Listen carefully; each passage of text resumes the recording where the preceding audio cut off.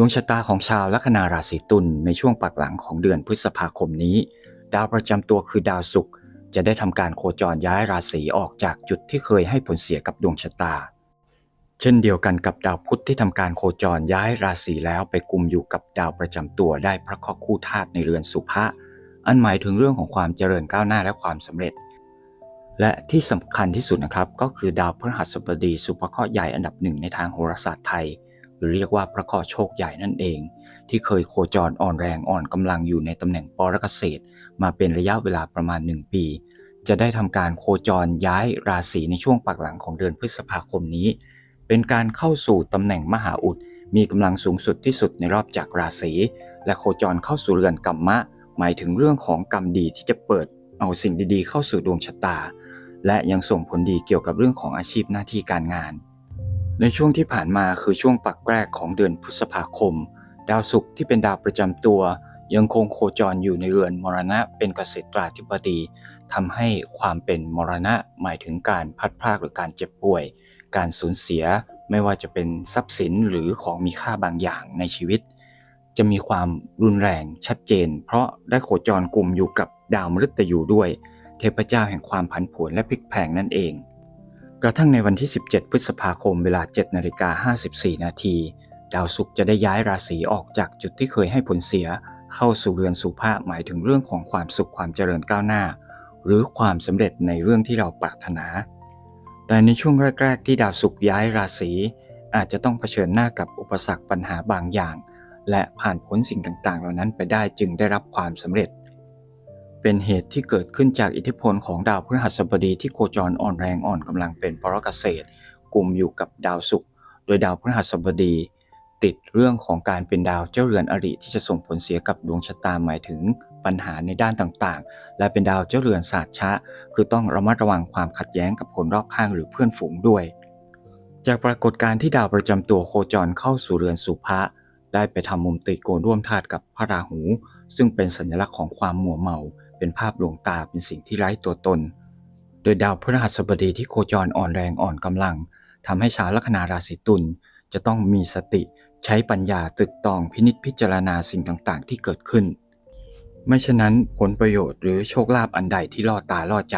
สุดท้ายอาจจะกลายเป็นการหลอกลวงได้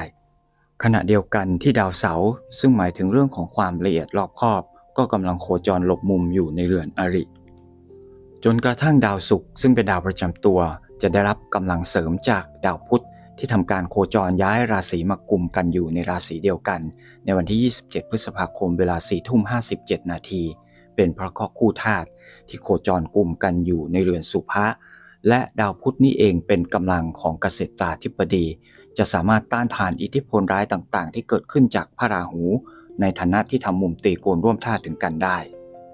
ดาวพุธจึงให้คุณทั้งมาเสริมกำลังของดาวประจำตัวและต้านทานอิทธิพลร้ายจากพระราหูในฐานะที่เป็นพระเคราะห์คู่ศัตรูกันชาวลัคนาราศีตุลมีโอกาสได้รับกำลังจากผู้หลักผู้ใหญ่หรือญาติผู้ใหญ่ของตนเองหรือถ้าชาวลัคนาราศีตุลท่านใดเป็นผู้สูงอายุแล้วนะครับถือว่าจะได้รับความคุ้มครองหรือแรงสั่นสะเทือนคลื่นความถี่ในด้านที่ดีจากวิญญาณบรรพบุรุษมาถึงตัวเจ้าชะตาในการช่วยเหลือสนับสนุนให้รอดพ้นจากปัญหาอุปสรรคต่างๆที่เกิดขึ้นจนในวันที่31พฤษภาคมเวลา 3:45 นาทีดาวพฤหัสบดีคุรุเทพสุภเคราะห์ใหญ่ที่เคยโคจรอ่อนแรงจะได้ย้ายราศีเข้าสู่จุดที่มีกำลังสูงสุด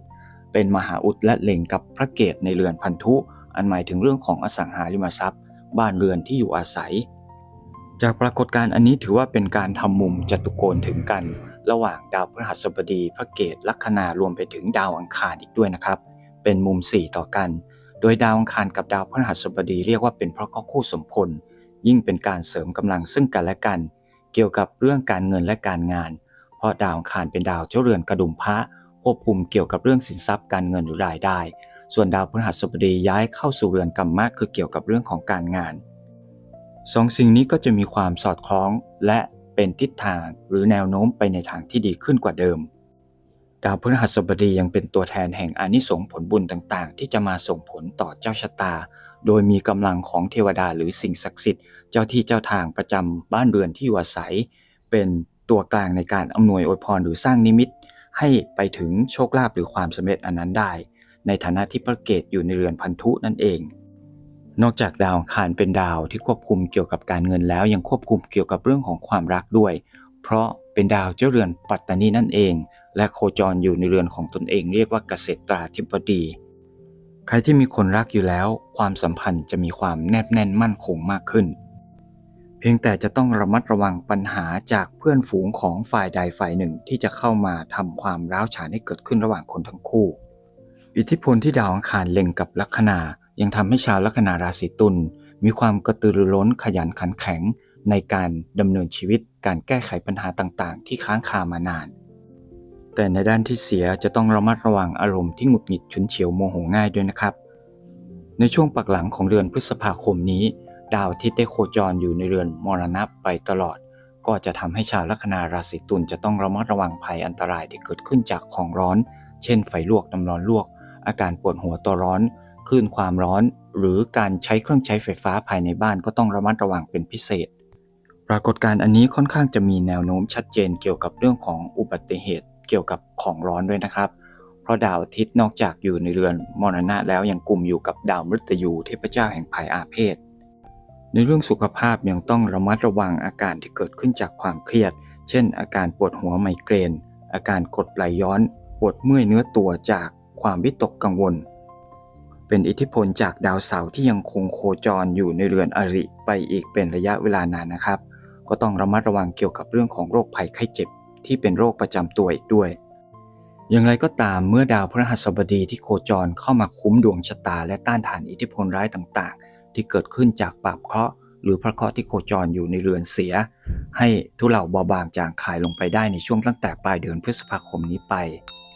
ก็อยากจะให้ชาวลัคนาราศีตุลหมั่นให้ทานรักษาศีลเจริญภาวนาเป็นประจำเพื่อเป็นการเสริมกำลังของดาวพฤหัสบดียิ่งถ้าในพื้นชะตากำเนิดของใครมีดาวศุกร์ซึ่งเป็นดาวประจำตัวโคจรอยู่ในเรือนกัมมะก็ยิ่งจะเป็นการตั้งรับการย้ายของดาวพฤหัสบดีมาทับกับดาวประจำตัวโดยตรงใครที่มีดาวศุกร์โคจรในดวงชะตากำเนิดอยู่ณจุดไหนมาคอมเมนต์เล่าสู่กันฟังด้วยนะครับหรือใครที่ต้องการจะตรวจดวงชะตาเป็นการส่วนตัวหรือต้องการทราบเฉพาะเรื่องก็สามารถติดต่อทางดร.สุภักชยาบุญเฉลียวตามรายละเอียดที่ขึ้นอยู่บนหน้าจอขณะนี้ได้เลยครับซึ่งอาจารย์ท่านมีค่าครูด้วยนะครับการเสริมพลังของดาวพฤหัสบดีตามหลักวิชาโหราศาสตร์ไทยอาจารย์มักจะแนะนำให้ทำบุญใส่บาตรพระจำนวน19รูปซึ่งเป็นกำลังของพระพฤหัสบดีทำบุญเกี่ยวกับสติปัญญาและการแพทย์ยกตัวอย่างเช่นการสนับสนุนการเรียนการศึกษาของพระภิกษุสามเณรการให้ทุนการศึกษากับนักเรียนที่เรียนดีแต่ยากไร้การบริจาคอุปกรณ์เครื่องมือทางการเรียนการเป็นสื่อกลางในการเผยแผ่พระธรรมคำสอนขององค์สมเด็จพระสัมมาสัมพุทธเจ้าการบริจาคอุปกรณ์เครื่องมือทางการแพทย์การช่วยเหลือผู้ป่วยที่ยากไร้การดูแลสงฆ์ที่อาพาธการมีส่วนร่วมในการสร้างถาวรวัตถุให้กับพระศาสนาการหมั่นระลึกนึกถึงคุณของพระปางสมาธิซึ่งเป็นปางที่มีความสัมพันธ์กับพระพฤหัสบดีในทางโหราศาสตร์ไทยเป็นพุทธานุสติทั้งหมดนี้ก็เลือกทำเอาตามความพร้อมของแต่ละคนนะครับเมื่อได้ทำแล้วให้นึกถึงความดีอันนั้นแล้วอุทิศส่วนบุญส่วนกุศลให้ทั้งกับเจ้ากรรมนายเวรที่ยังมีสัญญาเดิมต่อกันคือยังจำกันได้หมดสัญญาต่อกันไปแล้วคือลืมเลือนกันไปเหลือเพียงแต่คลื่นความถี่แห่งวิบากอกุศลที่คอยส่งผลเจ้ากรรมนายเวรที่อยู่ในตัวซึ่งส่วนใหญ่จะเกี่ยวกับเรื่องของโรคภัยไข้เจ็บเจ้ากรรมนายเวรที่อยู่รอบตัวเจ้ากรรมนายเวรที่จะมาถึงตัวเราในอีกไม่ช้าแล้วกรวดน้ำลงดินขอพระแม่ธรณีเป็นพยานในท้ายนี้ก็ขอให้คุณงามความดีทั้งหลายจงมาส่งผลให้กับชาวลัคนาราศีตุลหรือทุกท่านที่กำลังรับชมคลิปนี้อยู่จงประสบแต่ความสุขความเจริญก้าวล่วงข้ามพ้นอุปสรรคปัญหาหนี้สินศัตรูคดีความอุบัติเหตุเพศภัยอันตรายโรคภัยไข้เจ็บอำนาจเลวร้ายคุณไสยมนต์ดำอัปมงคลทั้งปวงกระทั่งประสบกับความสำเร็จในสิ่งที่ตนเองปรารถนาทุกๆประการครับ